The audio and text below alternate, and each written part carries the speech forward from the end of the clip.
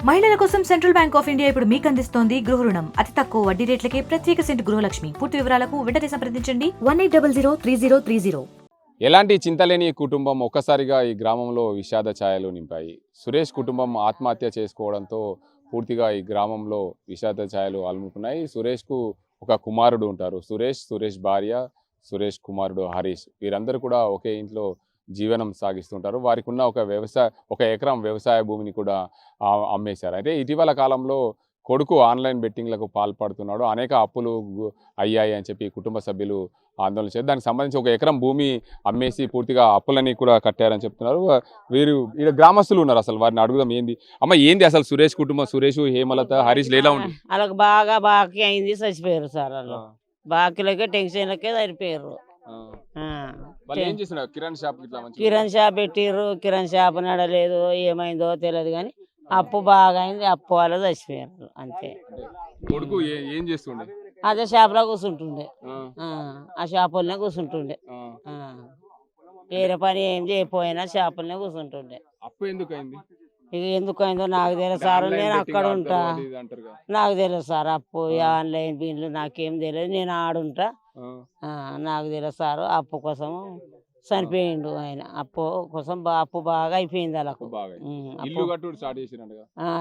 చేసిరు, అది ఇల్లు ఆయనే ఆగిపోయింది, డబ్బు లేక అన్నీ ఆగిపోయింది. ఇక నువ్వు అప్పు అందరు అడిగే వరకు వాళ్ళకి టెన్షన్ వచ్చి ఉన్న లాభం లేదని చనిపోయారు సార్. ఇబ్బందులు పడ్డారు. పుట్టలేవు, ఆడ తిరిగినా కానీ ఆడ ఒక్క రూపాయి పుట్టలేదు సార్ వాళ్ళకు.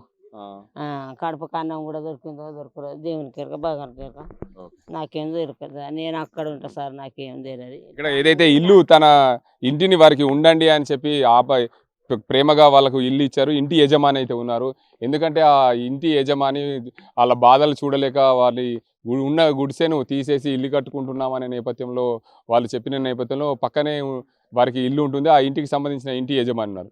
చెప్పండి, మీరు మీ ఇంట్లో వాళ్ళు ఎన్ని రోజులైంది? వాళ్ళు ఈ గ్రామానికి వచ్చి ఎన్ని సంవత్సరాలు అయింది? గ్రామం కంటే రాకముందు నుంచే ఉన్నారు వాళ్ళు ఈ గ్రామంలో. అప్పటి నుంచి ఉన్నారు. అక్కడ వచ్చి గుడిసె ఉండే, గుడిసె వేసుకొని గుడిసె ఇల్లు కట్టుకుంటామని చెప్పారు. ఇల్లు లేదు అంటే అక్కడ కొన్ని రోజులు అక్కడ ఉన్నారు. వేరే ఇంట్లో ఉంటే మేము కిరాయి కట్టలేకపోతున్నాం, కరెంట్ బిల్లు 1000 వస్తుంది, దానికి 2000 ఇవ్వాలా, 3000 మనం కట్టలేము అంటే నేను అన్నా, ఉండండి అమ్మ, మంచి శుభ్రం చేసుకొని ఉండండి, ఉండండి మీరు ఇల్లు కట్టుకునే వరకు అని చెప్పాను. ఇల్లు ఇచ్చాము, అది ఒకటి. అంటే ఇప్పుడు మీ ఇంట్లో 2 నెలలు అయింది అంటున్నారు కదా, 2 నెలల నుంచి వాళ్ళ పరిస్థితి ఎలా ఉంది? అంటే ఏం పరిస్థితి లేకుండా సార్, వాళ్ళు సడన్ గాని నిర్ణయం తీసుకున్నారు. ఏది రాత్రి సాయంత్రం దాకా పని చేసి వచ్చారు. నిజామాబాద్ నుంచి పని చేసి వచ్చారు. ఆయన భర్త కూడా నా దగ్గర కూర్చొని మాట్లాడినాం. 9:30 దాకా మాట్లాడి చేసినా కానీ వెళ్తా కాక అంటే ఎల్లు పోయి పండుకోమని అని చెప్పినాం. మేము కూడా మా ఇంట్లో పోయాం. వాళ్ళు అంతే. పొద్దున లేవలేదు. పొద్దున ఎప్పుడైనా 4 గంటలకు లేచేవాడు, లేవకపోతే నేనే ఎందుకు లేవలేదు అని తలుపు కొట్టాను. తలుపు కొడితే తలుపు బంద్ ఉంది. బంద్ ఉండే వరకు నేను మళ్ళీ పక్కలోని పిలిచానమ్మా, వీళ్ళు ఎందుకు లేస్తలేరు చూడు అని చెప్పే వరకు వాళ్ళు కూడా పిలిచారు, అందరు పిలిచారు. వచ్చి పిలిస్తే కూడా సప్పుడు లేదు. సప్పుడు లేకపోవడం వల్ల ఇక మేము వెనక నుంచి కొద్దిగా డోర్ కుల్లా ఉంటుంది, ఆ డోర్కు వెనక నుంచి వేరే వాళ్ళని పంపించి చూడరా బాయ్ ఏందో మరి అది అని చెప్తే ఊరి పెట్టుకున్నాడు. కాళ్ళు కనిపించాయని, కాళ్ళు కనిపించగానే కాళ్ళు ఊరి పెట్టుకున్నట్టున్నారు అని నాకు చెప్పంగానే నేను వెంటనే సైకి ఫోన్ చేశాను. వచ్చిర్రు చూసిరు, అన్నీ చేసిరు, బయట పంచనామా చేసి తీసుకెళ్ళారు హాస్పిటల్. వాళ్ళకి ఎవరైనా బంధువులు ఉంటారు ఈ గ్రామంలో? ఉన్నారు. వాళ్ళ వదినే ఉంటుంది, వాళ్ళ అన్న ఉంటాడు, వాళ్ళ ఇంకో తమ్ముడు ఉంటాడు. వాళ్ళకు ఎన్ని ఎకరాల ఆస్తి ఉండే ఈ భూములు? ఎకరం 20 గుంటలు ఉండే సార్. 20 గుంటలు వాళ్ళు ఉండే, కూరగాయలు అది ఇది అమ్మేసి 20 గుంటలు కొనుక్కున్నారు కూడా వాళ్ళు. ఈ పిల్లోడు చిన్నగా ఉన్నప్పుడు కొనుక్కున్నాక ఇల్లు అంతా చేసుకుందాం, గుడిసె ఉంది, ఎన్ని రోజులు ఇల్లు ఉందాం, వాళ్ళు ఇల్లు అప్పిస్తున్నారు, తెచ్చుకొని కట్టుకుందాం, ఇల్లు కట్టుకుందాం అంటే సరే మంచిదని అనుకున్నారు. ఇది జరిగింది. ఇట్లా అవుతుందని కూడా అనుకోలేదు ఎవరు. అంటే వాళ్ళు ఇల్లు స్టార్ట్ చేసి ఎన్ని రోజులైంది?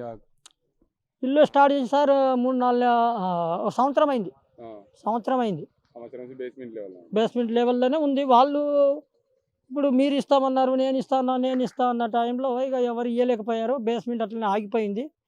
ఆగిపోయి నేను కూడా చెప్పేది, ఎందుకమ్మా బాధపడకుండి, గవర్నమెంట్ 5 లక్షలు ఇస్తుంది, అది నేను ఎట్లైనా చేసి మీకు ఇప్పిస్తాను, 5 లక్షలు ఇస్తే కట్టుకుందరు, మీరు ఏం ఇబ్బంది పడకూరు అని కూడా చెప్పాను. అంటే అప్పుడు మీరు అప్పులు గురిస్తాం ఎవరైనా వచ్చినప్పుడు కానీ ఎలా ఎప్పుడు అంటే వాళ్ళు ఎప్పుడైనా ఇబ్బంది పెట్టారంటారా? నేను రాలేదు, నేను లేను సార్, నాకు తెలియదు అది. ఇక మనము అప్పులైతే ఉన్నాయే మాట వాస్తవం, మరి ఏమైంది అది మనకి ఎవరు వచ్చి ఇబ్బంది పెట్టారో. అంటే ఈ మీ గ్రామంలో వాళ్ళు సురేష్, హేమలత, హరీష్ ఇక్కడే ఉంటుండ్రు కదా, వాళ్ళు పుట్టి పెరిగింది ఈ గ్రామమేనా? ఇదే గ్రామం సార్. ఆయన సురేష్ కూడా ఇక్కడనే పుట్టాడు, ఇక్కడనే పెరిగాడు, మళ్ళీ వాళ్ళ కొడుకు కూడా అంతా ఇక్కడనే. మంచిగానే ఉన్నారు, మంచి కుటుంబం సార్ వాళ్ళది, మంచి కుటుంబం. ఎవరితో కొట్లాడింది లేదు, ఎవరితో తిట్లాడింది లేదు, ఏం చేసింది లేదు, మంచిగా ఉండేటోళ్ళు. మరి ఈ అప్పుల వల్లనే ఆ కొడుకు అట్లా చేయడం వలన అప్పులు ఎక్కువ చేసిండ్రా అసలు ఏంటని నిర్ణయం తీసుకున్నారు. ఇక్కడ మరికొంతమంది మహిళలు ఉన్నారు. అసలు కుటుంబం రోజు కిరాణా షాపు నడిపిస్తుండేవాడిని. అమ్మ వాళ్ళు సురేష్, హేమలత, హరీష్ ముగ్గురు కలిసి ఒకటే కుటుంబం. ఒక్కలతోటి కూడా గొడవ లేదు సార్. వాళ్ళు ఉన్నారో లేదో ఊళ్ళో వాళ్ళ పని ఏందో, వాళ్ళ లెక్కేందో, వాళ్ళ తర్వాయిందో, ఇంకా ఏ మిషం ఓళ్ళతోటి గొడవ పెట్టుకున్నది లేదు, చేసింది లేదు. మనిషికి ఒక్క పని, భర్త కోకలు ఉంటుండే, భార్య పని చేస్తుండే, కూరగాయలు అమ్ముతుండే.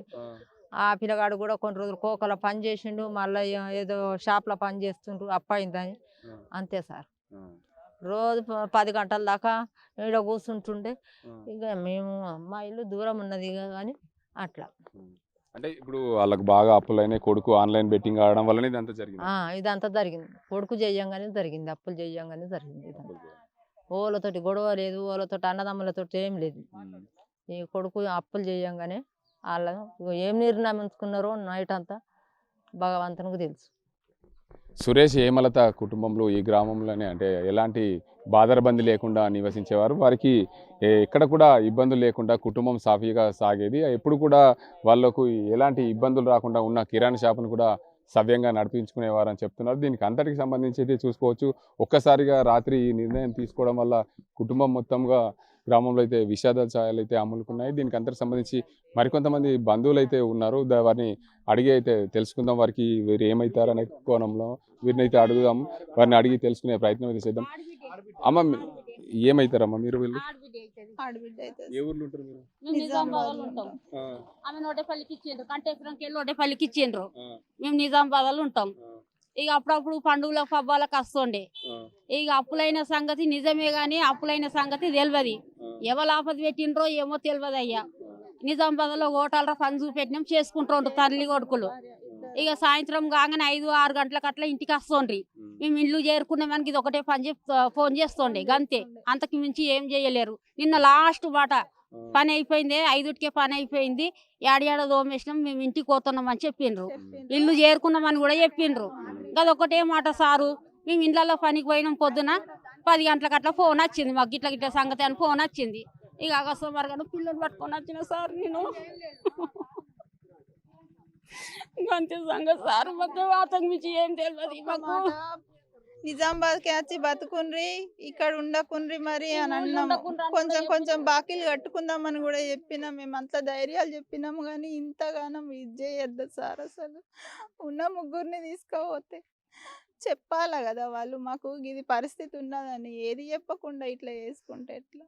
మొత్తానికైతే కుటుంబంలో కూడా పూర్తిగా విషాదాలు నమ్ముకున్నాయి. దానికి అందరికి సంబంధించి కుటుంబ సభ్యులు కూడా చాలా ఆందోళన చెందుతున్నారు. ఒక్కసారిగా ముగ్గురు చనిపోవడం బాధాకరమని చెప్తున్నారు. మొత్తానికి ఏదైనా ఈ వడ్డేపల్లిలో జరిగిన ఈ ఘటన ఒకే కుటుంబానికి సంబంధించిన ముగ్గురు వ్యక్తులు సురేష్, హేమలత, హరీష్లు ఒక్కసారిగా ఆత్మహత్యకు పాల్పడడంతో పూర్తిగా కుటుంబ సభ్యులు అయితే ఆందోళన చెందుతున్నారు. వారి బంధువులు కూడా ఆవేదన వ్యక్తం చేశారు. ఎందుకంటే మాకు అప్పులు ఉన్నాయి, సరే అలాంటి పరిస్థితి వస్తే మేము అండగా ఉంటాము, పని చేసుకొని బతుకుదామని చెప్పిన నేపథ్యంలో వారు ఒక్కరోజు కూడా మాకు ఇబ్బంది అవుతుందనే విషయాన్ని మాకు చెప్పలేదు. అందువల్ల వాళ్ళు నిన్న సాయంత్రం వరకు కూడా వాళ్ళు మాతో మాట్లాడారు. రాత్రి 10 గంటల వరకు కూడా కిరాణా షాపు చాలు పెట్టి ఉంచారని చెప్పి గ్రామస్తులు కూడా చెప్తున్న పరిస్థితి. ఏదేమైనప్పటికీ ఒక కుటుంబం చింత లేకుండా బతికే కుటుంబం ఒక్కసారిగా ఆత్మహత్య చేసుకోవడంతో పూర్తిగా గ్రామంలో అయితే విషాద ఛాయలు అమ్ములుకున్నాయి. ఇలాంటి ఘటన ఎవరికి జరగకూడదు, పగవానికి కూడా ఇలా జరగకూడదని చెప్పి ఇక్కడ గ్రామస్తులు అయితే చెప్తున్న పరిస్థితి నెలకొంది. ఆత్మహత్యకు పాల్పడ్డ కుటుంబం ఇదే ఇంట్లో నివసిస్తుంది. సురేష్, హేమలతలు, హరీష్లు ఇదే ఇంట్లో నివాసం ఉన్నారు. ఈ నివాసం ఉండే ఇంట్లోకి మనం వెళ్ళి చూసుకునే ప్రయత్నం అయితే చేద్దాం. వాళ్ళు ఇంట్లో ఎక్కడ ఉంటారనే అంశానికి సంబంధించి మొత్తంగా మనమైతే చూద్దాం. దీనికి అంతటికి సంబంధించి సురేష్ వారు నిత్య జీవితంలో ఇదే ఇంట్లో ఒక తండ్రి, తల్లి కొడుకు హరీష్ ముగ్గురు కూడా ఇదే ఇంట్లో జీవనం సాగిస్తూ ఉంటారని చెప్పి ఏదైతే ఇక్కడ గ్రామస్తులు అయితే చెప్తున్న పరిస్థితి ఉంది. మనం లోపలికి వెళ్ళే ప్రయత్నం అయితే చేద్దాం. సురేష్ ఎక్కడ ఆత్మహత్యకు పాల్పడ్డానే ఘటనకు సంబంధించి చూసుకుందాం. మొత్తంగా వారైతే ఈ ఇంట్లో ఎక్కడైతే ఉంటున్నారో వాళ్ళు ఇక్కడ ఉండే పరిస్థితి ఉంది. ఇది ఇక్కడనే వారు ఇక్కడ వెనుక ఒక డోర్ ఉంటుంది. దీనికి అందరికి సంబంధించి ఇక్కడ చూడొచ్చు ముగ్గురు కూడా హ్యాంగింగ్ చేసుకున్న పరిస్థితి నెలకొంది. ఎందుకంటే ముగ్గురు కూడా ఏదైతే పైన రేకులకు సంబంధించిన యాంగ్లర్ ఉంటుంది, యాంగ్లర్కు ముగ్గురు కూడా హ్యాంగింగ్ చేసుకున్న దృశ్యం మనం చూసుకోవచ్చు. ముగ్గురు ఒకే ఇంట్లో ఉంటూ అందరూ కూడా ఏదైతే సురేష్, హేమలత, హరీష్లు ముగ్గురు కూడా ఈ జీవనం సాగిస్తుంటున్నారు. వారికి ఉన్న ఒక ఎకరం వ్యవసాయ భూమి, ఒక ఎకరం వ్యవసాయ భూమిని కూడా అమ్మేసి అప్పుల పాలు అయితే అప్పులని కూడా కట్టేశారని గ్రామస్తులు చెప్తున్న పరిస్థితి నెలకొంది. ముగ్గురిని అయితే చూసిన ఇంటిని ఉండడానికి ఇచ్చిన ఇంటి యజమాని అయితే ఇక్కడ వెనక నుండి కిటికీల నుంచి చూసిన పరిస్థితుల్లో అంటే రోజువారీగా వారు 10 గంటల వరకు కూడా కిరాణా షాప్ కిరాణా షాప్ నడుపుతున్న క్రమంలో పూర్తిగా ఇక్కడ 10 గంటల వరకు ఉండేవారు. పొద్దున 4 గంటల ప్రాంతంలో లేచి వారు నిత్య పనులు చేసుకునేవారు. అందువల్ల ఈరోజు ఉదయం లేవకపోవడంతో మేము అందరం గమనించాం. ఇంటికి అయితే బయటకు గొల్లెం పెట్టుకున్న పరిస్థితి, ఇంటికి సంబంధించి 2 సైడ్ల గొల్లెలు పెట్టుకున్న పరిస్థితుల్లో మేము చూసి దానికి అంతటి కూడా స్పందించాం. తక్షణమే ఏదైతే డోర్కి సంబంధించి మేమన్నీ కూడా తీసేసి మేము ఇక్కడికి వచ్చి చూసిన నేపథ్యంలో ముగ్గురు కూడా హ్యాంగింగ్ చేసుకున్న పరిస్థితి కనిపించింది. దీనికి వెంటనే మేము స్థానికంగా ఉండే పోలీసులకు ఫిర్యాదు చేసిన నేపథ్యంలో పోలీసులు వచ్చి హ్యాంగింగ్ ఉన్న ఆ ముగ్గురి మృతదేహాలను తీసి వారు ప్రభుత్వ ఆసుపత్రికి తరలించారు. ఆ కారణంలో కూడా పూర్తిగా నివేదిక మాత్రం మొత్తంగా వీళ్ళు ఎవరైతే కొడుకు హరీష్, సురేష్ కుమారుడు హరీష్ ఎవరైతే ఉన్నారో హరీష్ ఆన్లైన్ బెట్టింగ్ పాల్పడడం వల్లనే పూర్తిగా ఆత్మహత్యకు పాల్పడ్డట్లు సమాచారం. మొత్తానికి ఈ గ్రామంలో ఇదే సురేష్ ఎవరైతే ఉన్నారో సురేష్ కుటుంబం ఎలాంటి చింత లేకుండా సాఫీగా జీవనం సాగే ఈ కుటుంబంలో ఒక్కసారిగా విషాద ఛాయలు అమ్ములుకోవడం దీనికి అంతటికి కూడా ప్రాధాన్యత సంతరించుకుందని చెప్పొచ్చు. మొత్తానికి సురేష్, హేమలత, హరీష్లు ముగ్గురు నివాసం ఉంటారు. వారికి ఎలాంటి బాధరబంది లేని కుటుంబం, ఎప్పుడు కూడా ఎలాంటి ఇబ్బందులు లేని కుటుంబం, ఎవరితో కూడా ఒక మాట అనని కుటుంబం. పూర్తిగా వారికి 20 గుంటల వ్యవసాయంలో కూరగాయలు పండిస్తూ జీవనం సాగించేవారు. ఇటీవల కాలంలో వ్యవసాయ భూమి అమ్మేసిన నేపథ్యంలో వారందరూ కూడా నిజామాబాద్కు కూలి పనికి వెళ్తున్న తరుణంలో రోజువారీగా వచ్చి పోతున్న పరిస్థితుల్లో వారు ఇక్కడ జీవనం సాగిస్తున్నారు. వారు ఏదైతే ఇల్లు నిర్మాణం కోసం కూడా సంవత్సరం క్రితం ఇల్లు నిర్మాణం